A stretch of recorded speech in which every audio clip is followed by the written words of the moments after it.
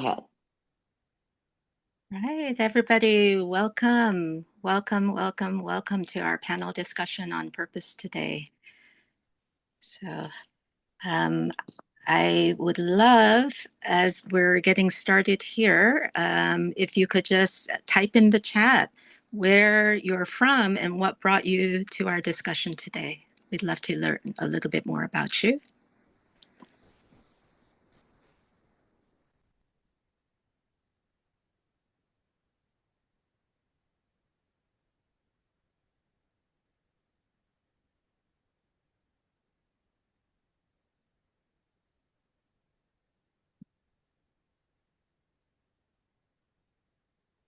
So, Ruth, if you can share some of what people are putting in, because as you know, I'm having a technical Yes. problem and I can't No see one the has chat. responded. Oh, So, please, please don't oh, let us North be speaking in a vacuum. All Carolina, right, all right. Fort Hello, North Washington, New Carolina. York, Hello, Maryland, hello, Fort Washington and Maryland. Hello, hello. Brooklyn, New York, Wonderful, wonderful. We have a lot New of York, people. Yonkers. Hello from NYC, Hello, hello.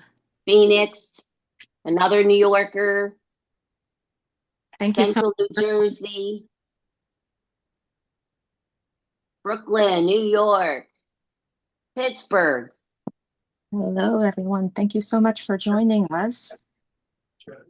Long Island. Oh, you're pronouncing it almost like a Long Islander.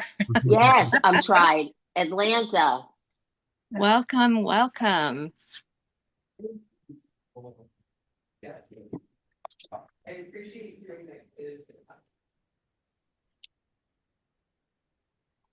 Okay, I think that's most everybody. Yes, I think that's a Okay. good showing. Okay. So are we ready to begin? Yeah. Yes. Okay. All right. Just 1 second. So I'd like to welcome you all once again to our panel discussion on purpose. This is a subject very close to all of our hearts, and we have a wonderful and diverse panel here to discuss the topic. Let me do a brief introduction of everyone, and then we'll get into the question.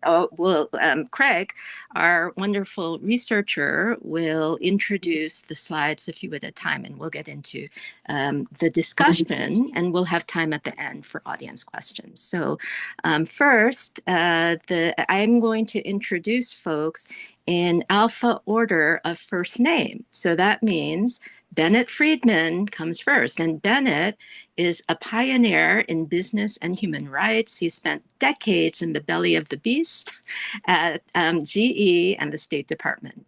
He understands that while some firms are quiet quitting social issues, the rule of law remains a commercial pillar that brands must defend to ensure long-term stability.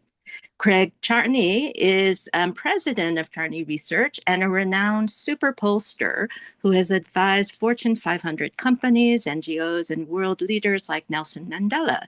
Craig holds a PhD from Yale and has directed all three iterations of the Future of Marketing project since its inception in 2019. John Arthurs is not just the sustainability lead at Toluca, he is the forefront of using AI-powered social intelligence to track the evolution of indulgence and brand equity. He's here to explain how the same tech that tracks consumer joy can now be used to provide the hard proof of business buyers' demand to combat cynicism. Joanna Seddon is a world-renowned authority on brand valuation who believes that brands matter more than ever in the age of AI. She's here to connect our purpose premium data to the boardroom and show us how social impact directly drives shareholder value and ROI. Sabrina Kizzy, Dr. Kizzy's groundbreaking research on Black millennial consumer power is the literal sweet spot of our 2026 report. She joins us to explain how brands can reach these high-value, diverse demographics via social media which is the top discovery engine for purpose-led buys today. And me, I'm Youngmi Park. I'm an adjunct professor at Columbia, NYU, and Rutgers Business School. I teach leadership, organizational behavior, and marketing strategy. And my background is mostly in corporate at companies like American Express, Levi Strauss, Burger King, as well as a string of entrepreneurial ventures. So I welcome you all here today. And Craig, are we ready to get started introducing the purpose at research? Yes, we are. Right. Today, we'll be speaking about sustainable social responsibility and how the companies are navigating the pushback against brand purpose. Indeed, I think one of the surprises of our research is that what I'll be speaking about today is the pushback against the pushback. Brand purpose and corporate responsibility have proven to be more enduring and indeed permanent themes of corporate behavior. Let's go back to that title slide, Ruth. Okay. Let me begin with a word about the research itself that I'll be presenting. It draws on two pillars. The first is social media listening we did among US marketers and consumers that covered the period from July 31st, 2024 to June 30th, 2025. The second is a series of online polls of American marketers, consumers, and the often neglected business buyers, which were conducted between July and October of 2025. What this means is that we can do something unusual. We can triangulate data from buyers, both consumers and business buyers, and marketers themselves, as well as seeing their unshielded comments on the social media to get a sense of where things actually are. And as I think you'll see, what we do gives the lie to many of the myths that are common about brand purpose. Now, let's start with the first slide, which does show what you've probably heard a lot about relating to brand purpose, namely that many companies have cut back on it. And here on this slide, what you see are the proportion of the firms who reported in 2021, our last survey, that they were active in a certain area who report that they've cut back now. The big cutbacks were in the more controversial programs. Criminal justice, as the impetus of the George Floyd killing faded and fears of crime grew. Environmental sustainability with its politicization, protecting democracy with the same, and lesbian, gay, and bi issues or workplace DEI, all of which became more debated. There were significant cutbacks in the ones I've just described, from 44 to 37%, but in no case were the cutbacks equivalent to a majority of the firms in any given area in 2021. And there were some where there were relatively small cuts: racial equality, corporate citizenship, women's rights, and being a good employer. All told, if you looked all across the board, 37% of firms in total reported that they had cut back their social activities. So significant, but by no means all. Now let's go to the next slide. What we found, in fact, was that despite the cutbacks, brand engagement in most areas of social activity actually has increased since 2021. What you see here on the bars are the proportion of firms who say they're active in each field in 2025. And the column on the right is the change in the proportion of firms since 2021 in each of those areas. And what we see is that there were very substantial growth reported in workplace diversity, equity, and inclusion efforts, environmental sustainability, efforts to be a good employer through fair practices, efforts to promote racial equality, and efforts to promote corporate citizenship, giving back to the communities where they operate. All of these had roughly 3/5 of firms engaged. And if you look at the change in effort, you see workplace DEI has a reported growth of 23% of firms, sustainability 21, racial equality 22, and in fact being a good employer and a corporate citizen 12 and 14% respectively. The smallest growth was reported in women's rights and protecting democracy. Each was reported by about 2/5 of firms with a growth of about 8% in each case. There were only two where no growth was reported. Those were the two most sensitive issues when it came to cutbacks: LGBTQ issues and criminal justice reform.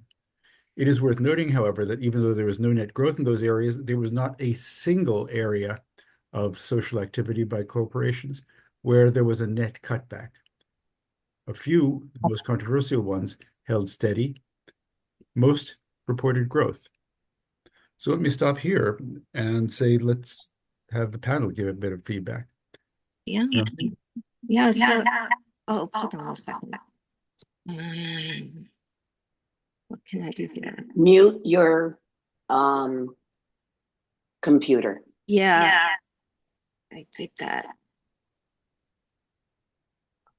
Mute your phone. Try that. Okay. Now this is fine, right? Yes. Correct. Okay, great. Yes. Sorry about that. I'm sorry, everybody. I'm having technical difficulties that I've never experienced before on Zoom today. But I wanted to see the chat, so I loaded it up on a laptop. But the camera is terrible, so I'm going to continue using my phone.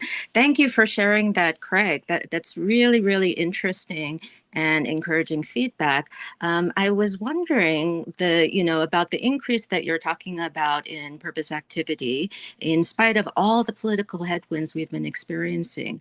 What has your social media listening indicated across, if you've been listening to consumer statements, what have you discovered about why brands might be motivated to stay the course rather than avoiding these controversial issues? Well, I'll be discussing it in more detail in the next couple of slides, but the key thing is that marketers and consumers both see it as a normal part now of the sales process and of consumer decision making. What we found interesting in the social media listening is that there isn't that much debate about the need for it among marketers. They are discussing technical aspects of brand purpose, such as compliance, such as transparency, such as responsiveness. But there isn't that much debate as to whether or not there should be social purposes served by business. Consumers have open-ended approaches that are fairly similar to what we found in the poll as well, as you'll see. Great. Thank you, Craig. And then Bennett, given your background with the State Department, the report shows that brands have cut back, a significant cutback in protecting democracy. So based on your background with the State Department and corporate affairs, how can marketers argue that the rule of law and civic freedoms are actually commercial pillars that shouldn't be treated as disposable and risky exercises? I really appreciate the question. And, I have a view that was, and I'd like to still think is widely shared in corporate America and the business community writ large, from Wall Street to Main Street, a basic proposition that the success of American business, the stability and prosperity of the US and the global economy depends on the rule of law. It depends on constitutional democracy, at least in the United States, that has been the bedrock of that stability and prosperity. It depends on accountable institutions. Accountable and transparent institutions. It depends on peaceful transfers of power between our two leading parties. And I happen to be on one side of the political spectrum, but believe firmly that liberal democracy in its broadest sense, which embraces people who are conservatives, or at least did, really rests on a fulcrum of responsible parties of the center right and the center left. That's my personal conviction, and I'd like to think that that's a view that's still shared in corporate America. I think it's a statement of fact, not opinion, that there has been a deep reluctance on the part of corporate leaders in the United States to push back against what many perceive to be an erosion of rule of law and constitutional democracy over the last 16 months in particular. But it doesn't need to remain that way. I hope there will not be a further erosion, but I'd like to just point out factually that it was a different situation in late 2020 and early 2021. The Business Roundtable, the U.S. Chamber of Commerce, the National Association of Manufacturers made repeated statements before and after the 2020 presidential election calling for peaceful transfer of power, imagining rather something like January 6th, which nobody could exactly predict. And it's also on the record that on the night of January 6th, 2021, the National Association of Manufacturers issued a statement calling on then Vice President Pence to convene the cabinet and invoke the 25th Amendment of the U.S. Constitution to remove the then still sitting President of the United States. So corporate America was in a different place 5 years ago than it is now. But uh, I just really believe, and I'll just say my personal view is that I hope that corporate America and the business community um, reaffirms its commitment to the rule of law, to constitutional democracy, to accountable institutions. And we'll have many tests in the coming months, the midterms, the presidential election in 2028. It's not, in my view, about partisanship. It's about rule of law and constitutional democracy. And I've been encouraged by people on both parties, both ends of the spectrum, political spectrum, who support those basic premises and purposes, whether they're in the business community or in the political world. Yeah, and I would even say that it's important for them to do so. If you or anybody else on the panel would like to comment on this, there are a lot of indications that consumers are waiting for that kind of leadership, and they don't expect it to come from other sectors. They seem to expect it to come from the corporate world. So anybody want to comment on that? Bennett, you look like you're nodding your head, so maybe you can kick us off. Well, I mean, I just spoke, but I would just add another point here, which is that we had those terrible scenes in Minneapolis in the dead of winter in January in the freezing cold with two individuals killed by ICE agents. And it was notable that several dozen Minneapolis and St. Paul companies issued a public statement calling for an immediate de-escalation of the ICE deployment and reduction of tensions. And those were not just small and medium-sized companies. There were at least half a dozen Fortune 50, if not Fortune 20 companies based in the Twin Cities who joined that statement. So there was that line at least drawn. I just hope we're not going to see a need for further statements like that. I just would like to think, but I'm not optimistic that we'll have a return to a consistent respect for the rule of law on the part of the U.S. government. But I'll just say one other thing about that really relates here to the overall arc of Craig's terrific and encouraging and frankly surprising research, and that is that I just really think that corporate America, the biggest companies in the United States, as well as the American business community writ large, needs to recognize that political winds shift, but the political weather should always be favorable for the basics, for rule of law, for constitutional democracy, for accountable institutions, and therefore planting the company flag on that sacred ground in the United States should not be a big risk. Indeed, it should be, in my opinion, a responsibility. Yeah, that's the foundational, backdrop of what purpose in corporations is all about. Joanna, do you want to comment on that? Yeah. Well, I think that the idea, it's really like the corporate brands have come out of the closet. It used to be true that people bought the products. You never saw, particularly in consumer products, the P&G brand, the Unilever brand, whatever. And with the rise of purpose, corporations really broadcast to the world that they stood for a higher purpose than just selling products. Mm-hmm. And they have instilled this into people so that they expect it. And what I really think is that the current environment sorts out, I know Craig's going to talk about this, sorts out the sheep and the goats. Those who were paying lip service to purpose, because that's the way the wind was blowing, are now, showing their true colors. And those for whom purpose was really baked into their brand, the Costcos, the Patagonias of this world are standing up and, as Bennett said, like in Minneapolis, and coming out and, defending purpose.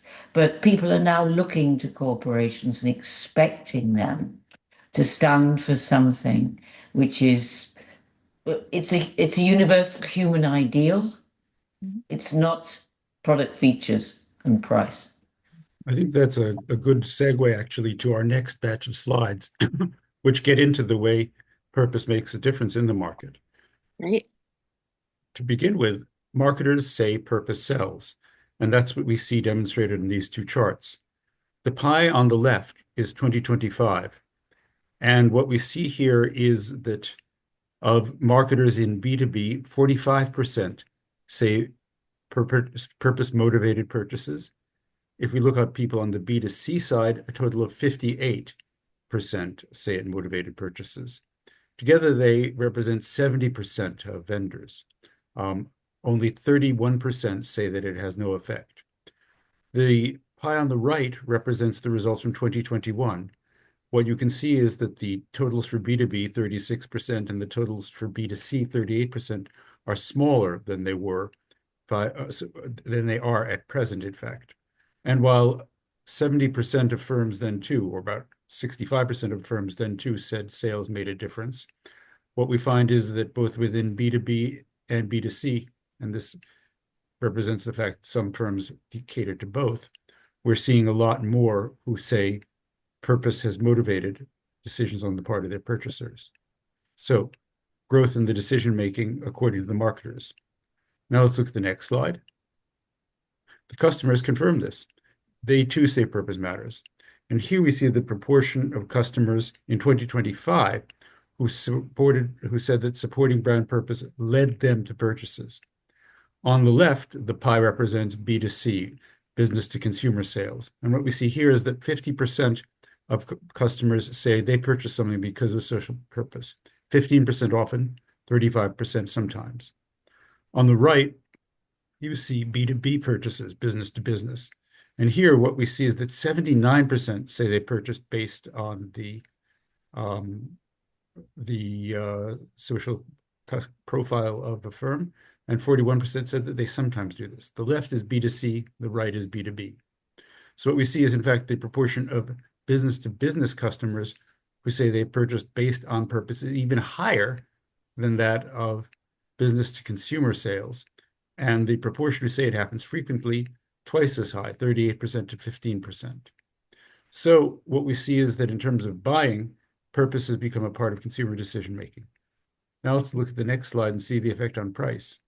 What we see is that purpose permits price premiums as well. And here on these bars, we see the proportion of people in each price premium range. The first two are marketers. Here, what we see is that marketers in 2025, 91% said they could charge more. 84% said that in 2021. And if we look at the bottom of the bars, we see that the premium has remained consistently large, 12% in 2025, 13% in 2021. The middle pair of bars is consumers. And here we see that, again, both in 2025 and in 2021, almost half said they were willing to pay more for products with purpose. And again, there's consistency in the premium, 6% in 25, 7% in 21. Finally, on the right, we see a pair of bars for business buyers. Here we also see a growth in the proportion willing to pay a bit more, 80% in 25, 7% more than in 2021. And if we look at the bottom of the bars, we see that the premium is once again consistent, 13% in 25, 12% in 21.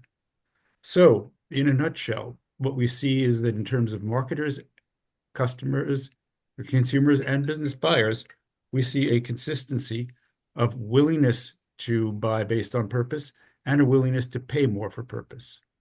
This, I think, runs quite counter to the popular impression that the notion of purpose or corporate responsibility has faded. So over to you, Young Mi.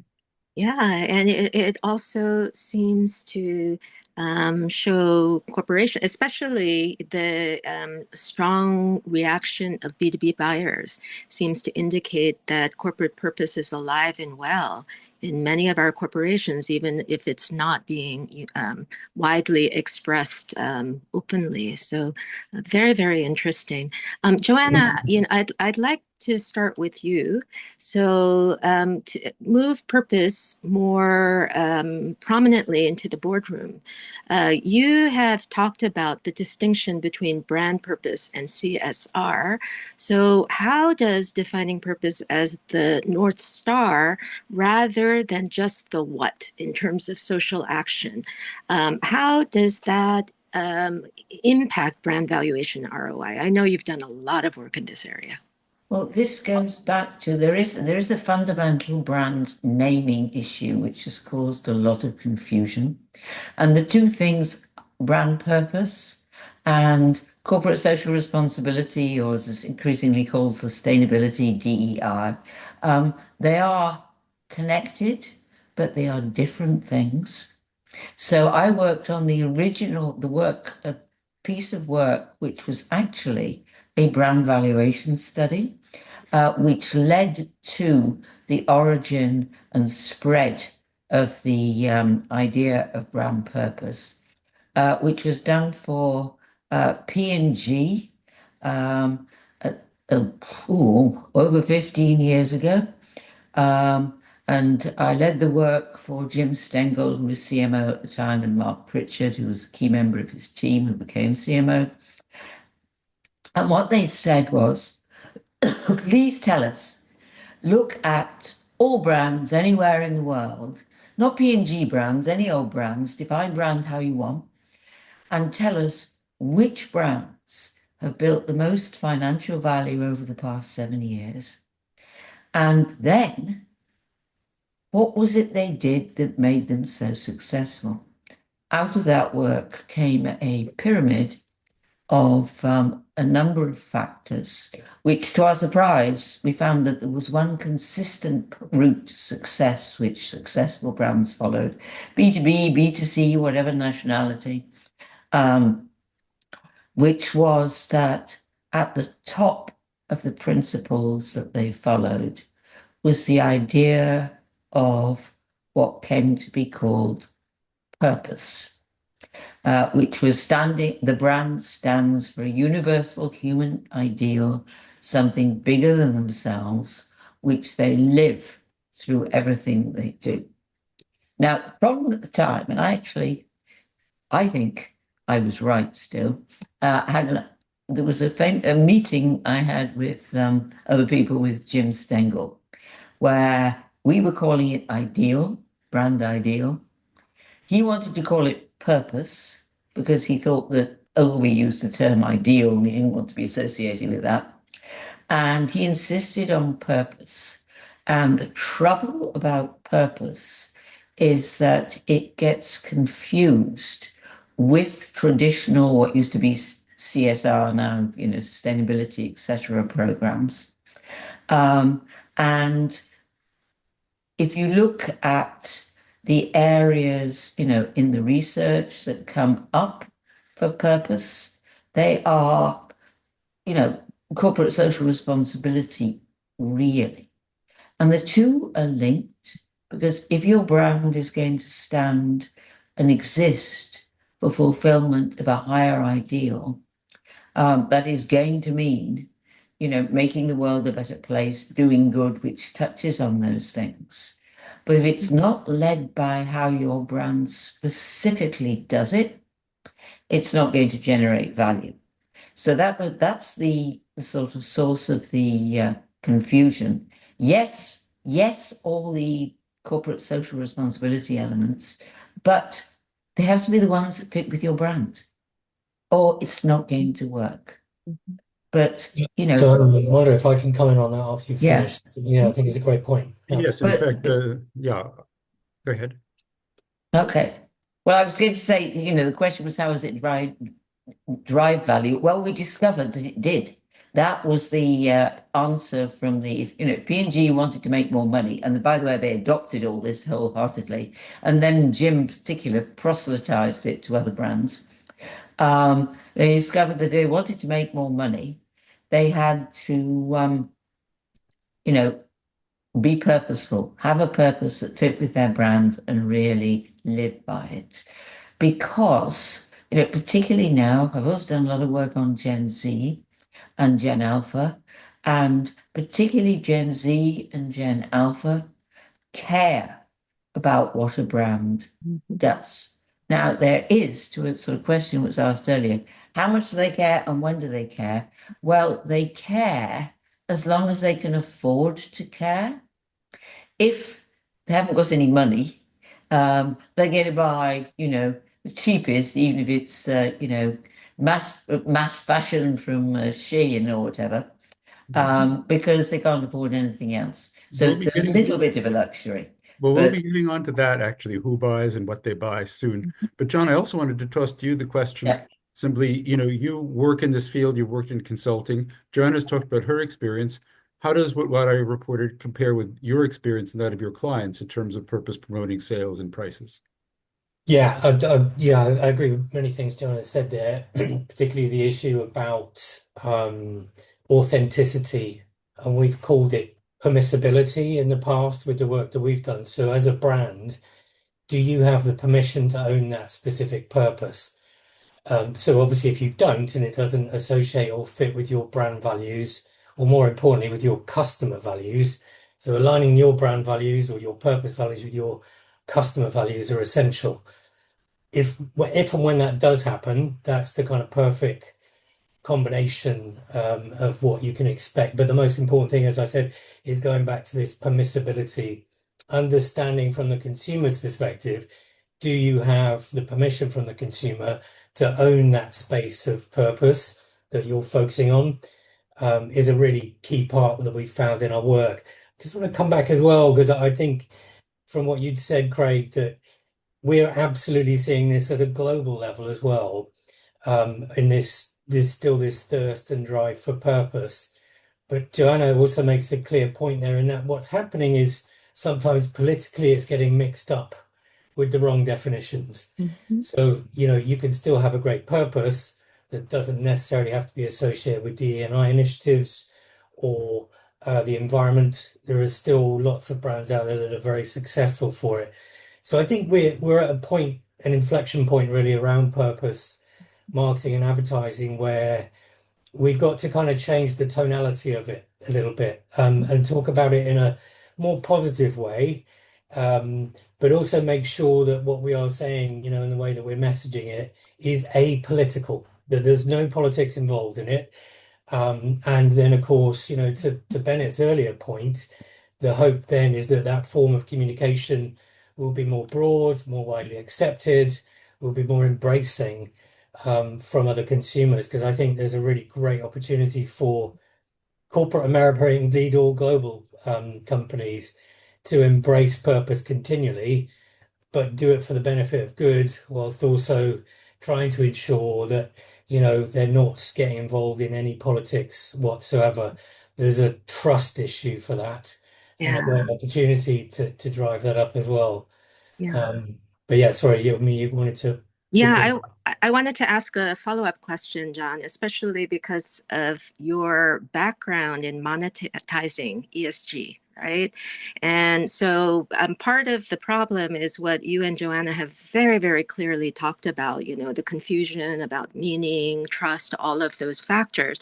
But then there's also the challenge of operationalizing this in a corporate environment. So now that we have these new emerging AI tools, do you think that they can be used to help operationalize this more effectively throughout an organization? Could you just touch on that a little bit?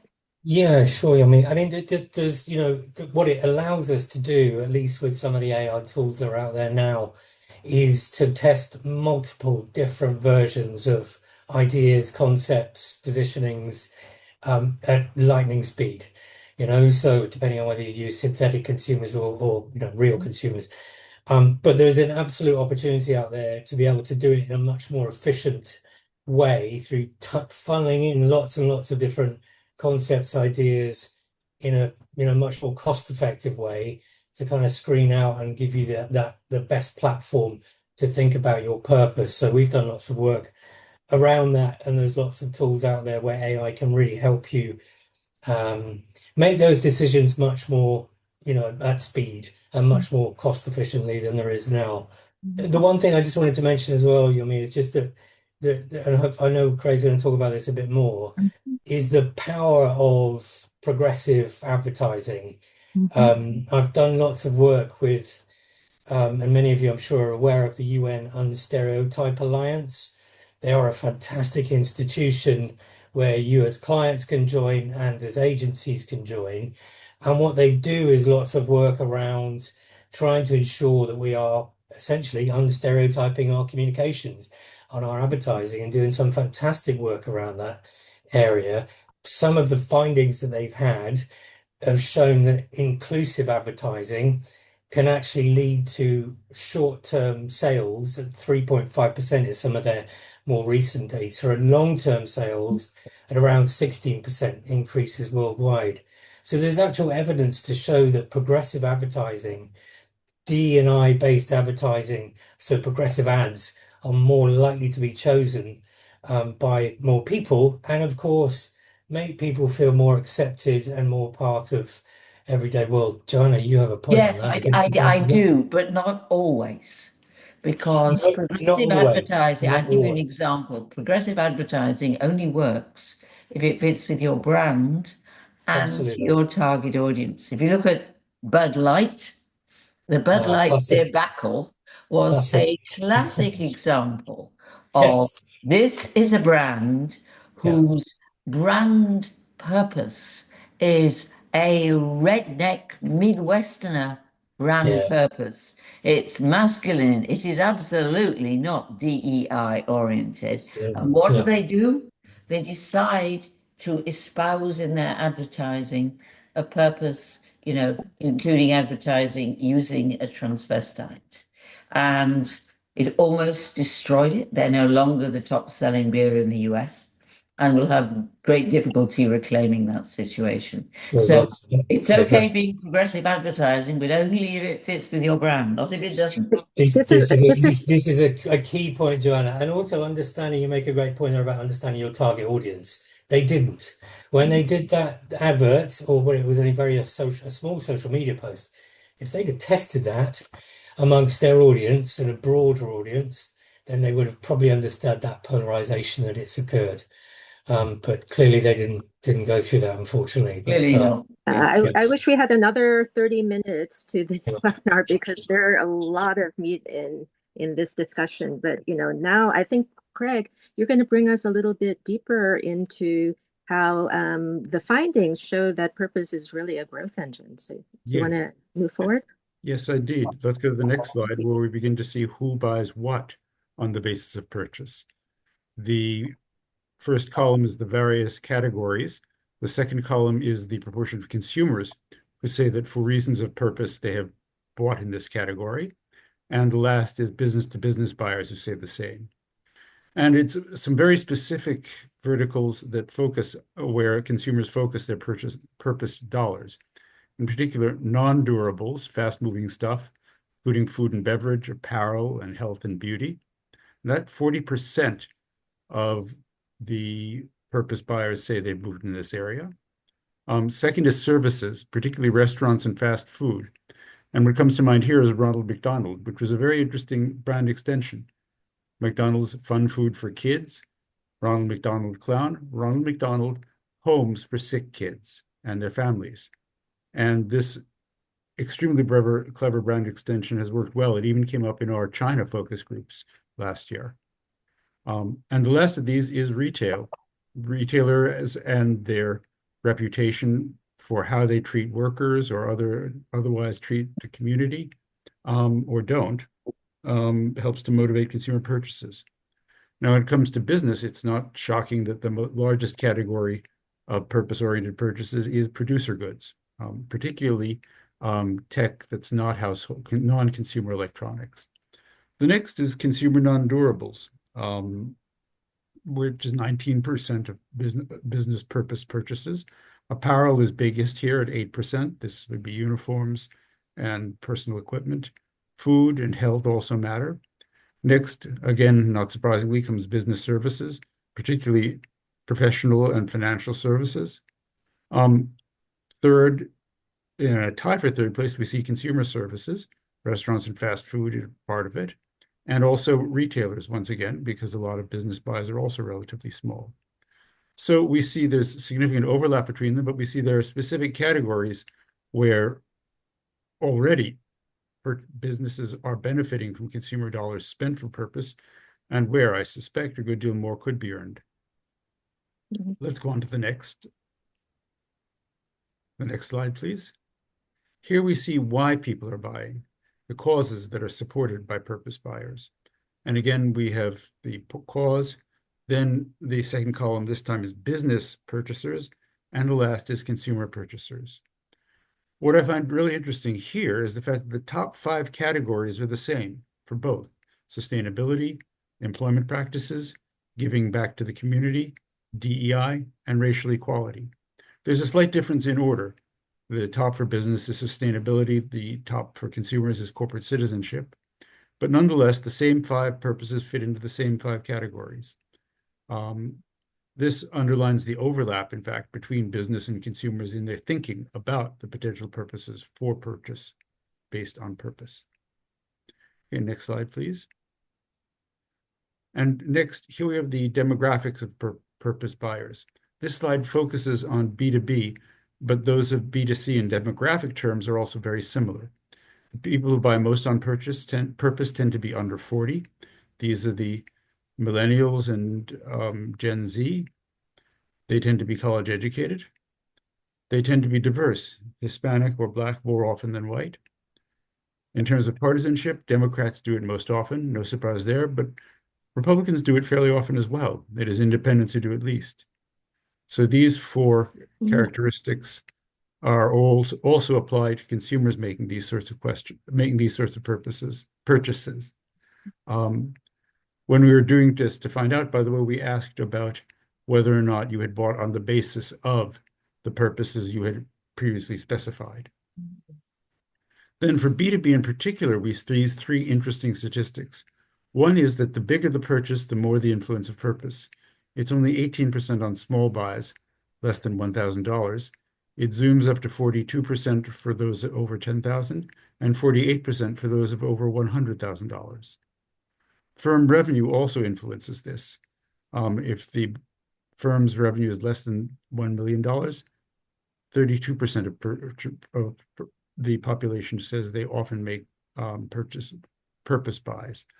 On the other hand, when we get to firms which are $10 million plus in revenue, 42%, and of those $100 million plus, 47% say they often are influencing their purchasing by purpose. And the fastest growing firms also do this. Those that are growing at less than 10% a year, 31% say that they are purchasing based on purpose. Of the fastest growing firms, those growing at 15% or more a year, 56% say they are, a clear majority. So both demographics and in the case of business, purchase and firm size represent important influences on purpose purchasing. Excuse me. So Youngmi. Okay, great. So there's a lot to discuss here, but we're running out of time. So I want to focus on the target consumer audiences. Sabrina, your research on Black millennial consumer power aligns with these findings that diverse cohorts are twice as likely to buy for purpose. So how can brands authentically engage with these high-value audiences without falling into, I think what the Joanna and John were talking about earlier, this kind of performative marketing?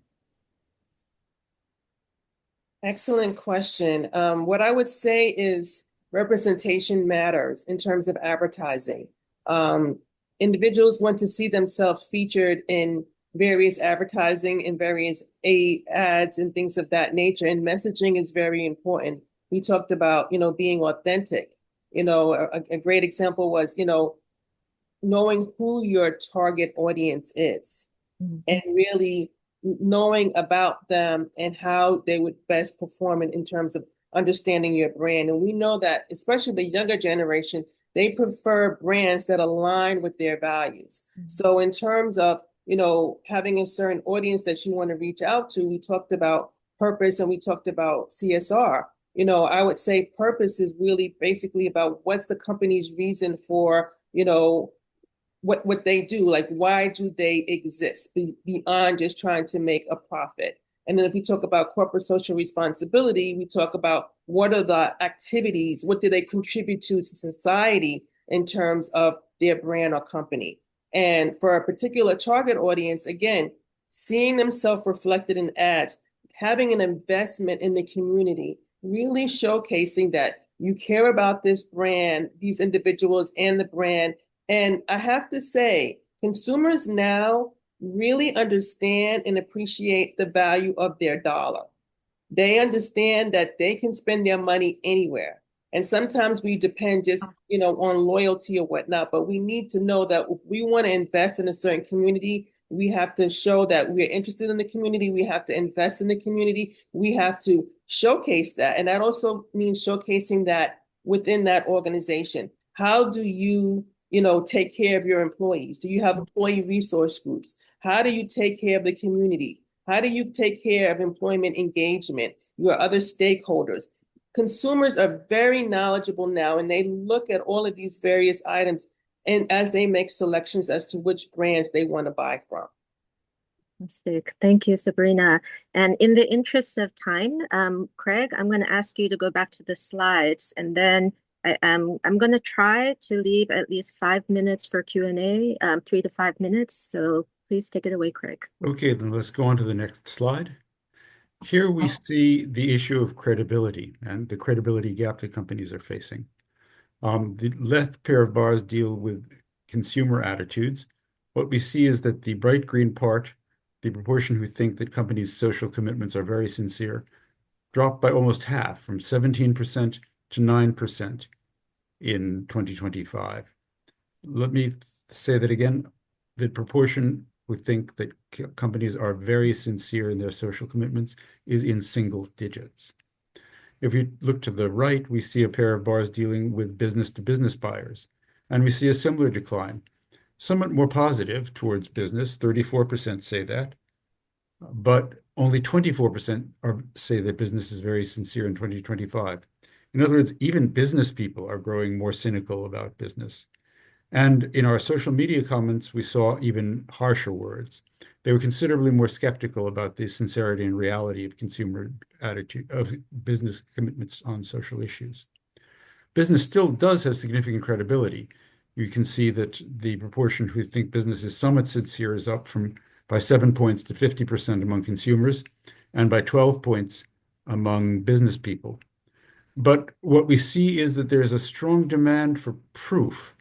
As Sabrina was saying, proof of commitment, proof of results running through every area of social commitment. What we saw was that evidence, whether it's third-party auditing, other evidence of social results or social commitments that actually delivers something, is more important than the specific field of commitment in which firms are engaging. They really have to prove it. Next slide, please.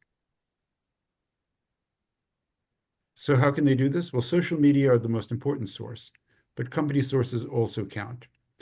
If you look at the light green bars, again, they are B2C, and the dark green bars are B2B. And by far, the media that tower over all the rest are social media. 40% were the information source for purpose-driven purchases, say consumers, and more than half of business buyers, 56%, say that. After that, news media, new and old, are important. Both the legacy news media and newer online online news media. After that, though, we see the company sources also matter. Social media ads have motivated 25% of consumers and 18% of business people to make purpose-oriented purchases. And on the far right, Legacy media ads have been important in 21% of consumer and 27% of business purchases. In broad terms, there's a similarity between B2B and B2C influencing there, although B2B is even more influenced by social media and online news than our consumers who are making purpose purchases. So what we see is that credibility is a real issue and needs to be addressed, but we also see that there are real media that can get the message across, and that despite the credibility gap, business still has enough credibility to be a source that people will actually listen to. So I'll pause there. Fantastic. So following up on that, and I'm going to ask everybody to keep their responses to 1 minute or less. Sabrina, given the low trust environment, what's the best strategy for using social channels to build radical transparency rather than doing things that fuel cynicism? Again, excellent question. So you said a key word, transparency. People want brands to be transparent. In terms of social media, some things that could be, of good use is doing some behind the scenes so that you actually see what the company is about, their brand, their purpose, how their services are conducted, how their products are made, just being transparent, maybe having the CEO, talk about the product. So there's certain things that you can do so that you are also responsive to consumers. Many people are involved on social media and they interact and they connect with these brands. And we talk about social listening, but do you connect back with your consumers when they make a comment? Do you, give them feedback? So I would say transparency, connection, engagement are all key things that consumers want.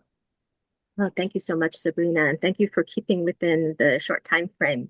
Bennett, given that buyers are so cynical these days and looking for measurable impact and accountability, based on your work with global human rights standards, what does radical transparency look like for a brand specifically in 2026? Great question. Quick answer. At this point, I would settle for transparency without the adjective radical. Despite the Thank you. encouraging results here Yeah. from this important study, I think that companies need to continue to engage with customers, with the public at large. They need to continue to report on their sustainability commitments, whether it's climate, environment, labor, human rights, LGBTQ, or otherwise.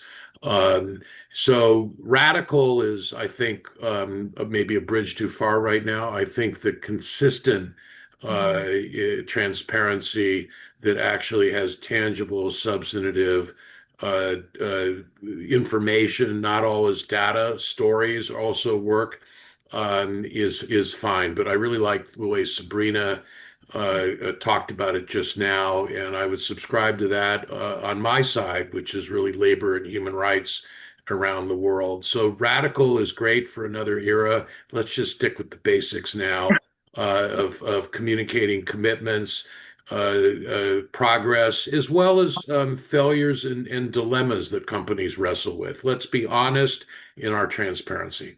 Yeah, a lot of wisdom in that answer. Thank you, Bennett. And Joanna, what structural changes in corporate governance are needed to ensure that a brand's purpose remains authentic? Well, some of it isn't governance. It is all about the CEO. If the CEO and the board behind them don't embrace brand purpose, it's not going to go down into the organization. But there are changes you can make to do that. So there is nothing as motivating as executive incentive compensation. If people's bonuses have a living the brand component based on, brand measurement built into it, they will do it. And they will, it has to be baked into the hiring processes. There was one pet food company we applied the purpose principles for P&G, and we discovered that of the senior management of the company, not one person owned a pet. Oh, Yes, so the edict went out from P&G, either you get pets or you're fired, you leave. And guess what? They all got pets. that's great. That's great. Wonderful. All right. Questions from the audience. I'm going to start with one that's in the chat. Ipun, would you like to come on mic? Or maybe in the interest of time, I'll just read it. What brands are on top today? What brands dropped the most between 2021 and 2025? Anybody can provide insight into that question? We didn't look at the individual brand level, but John, I wonder if you're in a position to speak to that one. Yeah, I mean, I can actually, it's interesting because it's the comment that we were talking earlier about Bud Light and the issues that that's caused. Since then, it's obviously struggling significantly as a consequence of which now has really caused, this principle of what we call green hushing. So people have just stopped talking about these issues quite so much, but that's been a real problem. There are some companies that we've seen very well globally that do this incredibly well. Of course, Patagonia, although they have their cynics, they have their concerns because some of their commitments more recently, coming back to Sabrina's point about transparency, they haven't been as transparent as they maybe should have been on some issues. But there's also some good examples, and I'm sorry to use a European example, but if you look at what IKEA is doing, one of the most highly rated ESG purpose-led companies globally, actually, and that's because of their commitment to actually doing. So they're not just telling, they're doing. They're making these great actions around replanting, around all of their sites are highly sustainable. They're net zero, I think, within the next couple of years. And a huge commitment across the board. So they're a really good example. So if ever anybody wants to see a good example of a purpose-led ESG company, they're a great case study. Fantastic. And Craig, this question is for you from Hope Friedman, wondering how purpose buyers were determined. Was there certain criteria? We asked people. We asked people specifically what were the purposes they were committed to, but also we offered a list of 9 possibilities. Then we also offered that same list of 9 possibilities when we asked them, once they told us they made a purchase based on purpose, which purpose they had endorsed. And we asked them after that, which vertical or industry it had been in. Very good. And I know we're at time, but this is just such an interesting question from Dorothy Crenshaw. The study somewhat suggests that purpose marketing has been normalized. If everyone does it and is considered table stakes, do purpose marketers lose their competitive advantage? And also, she's suggesting closing the credibility gap, which I think is an excellent suggestion. Who wants to take this? Do they lose their competitive advantage if this is table stakes increasingly? I would say no. I would say in particular, if they don't submit the table stakes, they're at a competitive disadvantage. Yes. Or if they stray from their purpose. Look at Starbucks. Schultz keeps having to go and rescue Starbucks because they have gone away. They keep having new CEOs who go away from the purpose, which is human connections. And if it's all ordering online and picking up in drive-through, how do you make a human connection? And of course, if you keep firing people who try to organize unions, it's also difficult. Exactly. Doesn't help your case, does it? Yeah, and I just saw yesterday that they eliminated the position of their chief sustainability officer. Oh. Oh, really? Somebody I happen to know, have known for 20 years, really unfortunate. Consolidating the function with a broader one, may be justified substantively, but still an optic that doesn't look good. No, it's a case study in what not to do. Certainly looking at everything that's going on in the marketplace and hearing all of your wisdom, panelists, there's a lot to hope for the future and a lot to learn based on corporate behaviors and outcomes. So it seems to be a time of change and encouragement. So thank you so much, panelists. Thank you so much, audience members. Sounds like Dorothy's recommendation is great. We definitely need to have a follow-up conversation. So thank you, everybody. Thank you so much, everybody. Take care, everyone. Thank you. All right, Okay, thank you. thanks. Bye-bye now.